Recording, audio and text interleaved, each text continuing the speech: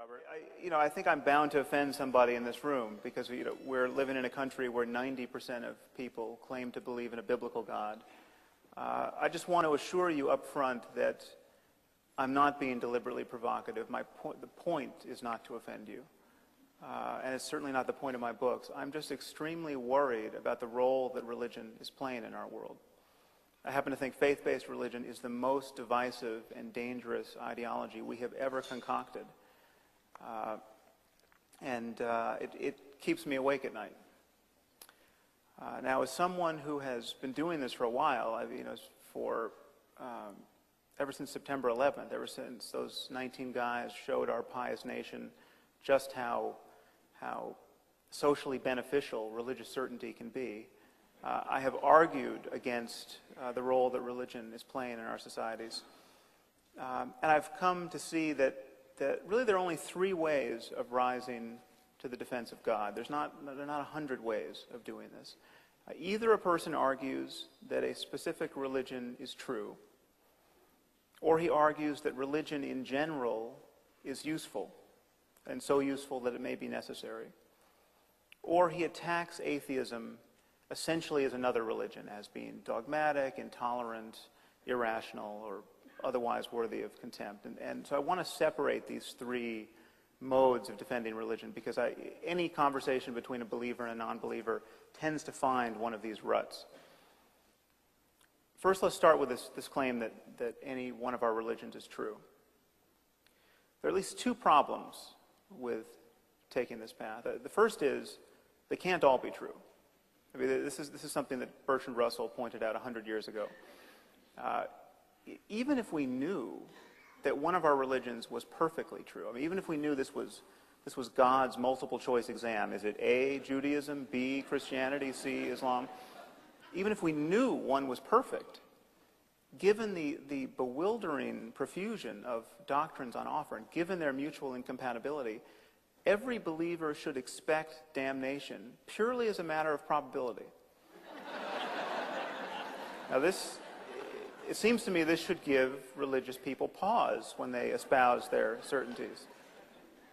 It never does, but it should. But the deeper problem with arguing for the truth of any religion is that the evidence for our religions is either non-existent or terrible. And this subsumes all claims about the existence of a personal God, the divine origin of certain books, the virgin birth of certain people, the veracity of ancient miracles. I mean, take Christianity as an example. Christianity is founded on the claim that the gospel account of the miracles of Jesus is true. There are certain Christians that may want to hedge their bet here, but most Christians, most of the time, take some complement of these miracles as true, and most important seems to be the resurrection. Now, the problem with this is that the only thing that testifies to these miracles ever having occurred is the gospel. There's no extra-biblical description of these events. Everyone agrees that the Gospels were written decades after the events they report, the earliest Gospels. The problem is that even if the evidence were much better than that, even if we had hundreds of contemporaneous eyewitness accounts of these miracles, that would still not be good enough evidence to cash out the claims of Christianity. Why not? Well, the problem is that in the 21st century, reports of miracles are still quite common. I have met literally hundreds of Western-educated men and women who think that their favorite Hindu or Buddhist guru has magic powers. I mean, the reports of miracles are quite current. There are Hindu yogis and mystics who reportedly walk on water and raise the dead and fly without the aid of technology and read minds and divine the future. You take someone like Satya Sai Baba, the South Indian guru. All of these miracles are attributed to him. He even claims to have been born of a virgin, which incidentally is not such a rare claim in the history of religion or in history generally. Genghis Khan was supposedly born of a virgin. Alexander the Great was born of a virgin. Parthenogenesis does not guarantee that you're going to turn the other cheek, apparently.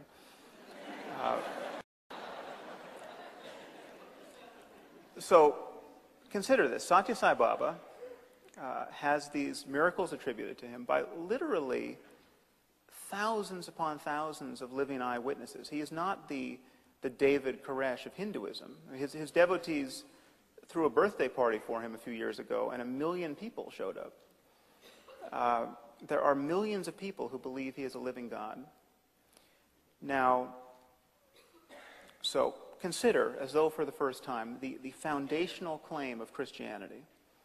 The claim is that miracle stories of a sort that surround a person like Satya Sai Baba today, and which are compelling to no one apart from his devotees, suddenly become especially credible if you place them in the pre-scientific religious context of the first century Roman Empire, decades after their supposed occurrence. So Satya Sai Baba's miracles don't even merit an hour on the Discovery Channel. And yet, place these miracles in an ancient text, and half the people on this earth think it a legitimate project to organize their lives around them. Does anyone else see a problem with that?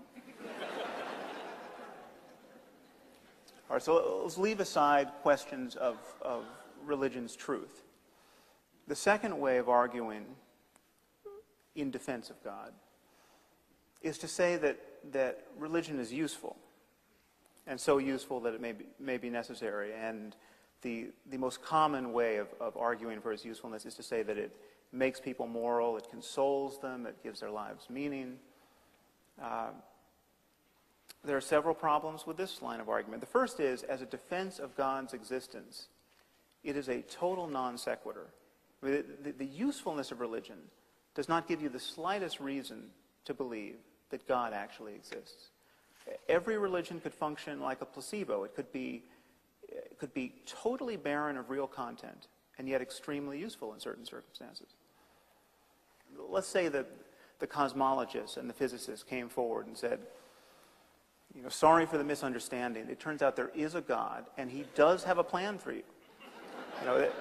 Let's say that happened. The fact that this idea would be consoling wouldn't provide an additional reason to believe it. I mean, if we have conquered any ground at all in the career of our rationality, it's on this distinction that there is a world of difference between wanting to believe something and having good reasons for believing it.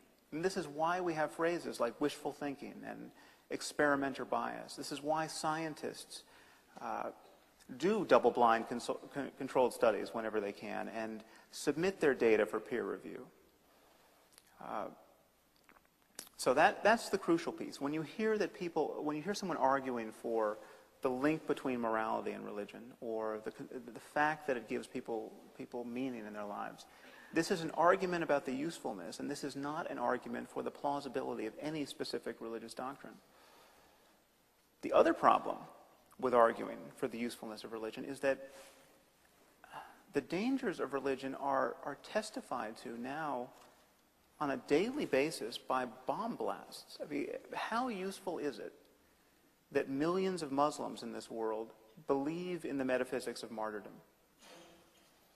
How useful is it that the Shia and the Sunni in Iraq have such heartfelt religious differences? How useful is it that so many Jewish settlers think that the creator of the universe promised them a patch of desert on the Mediterranean? How useful has Christianity's anxiety about sex been these last 70 generations? Jews, Christians, and Muslims claim that their holy books are so profound, so prescient of humanity's needs, that they could only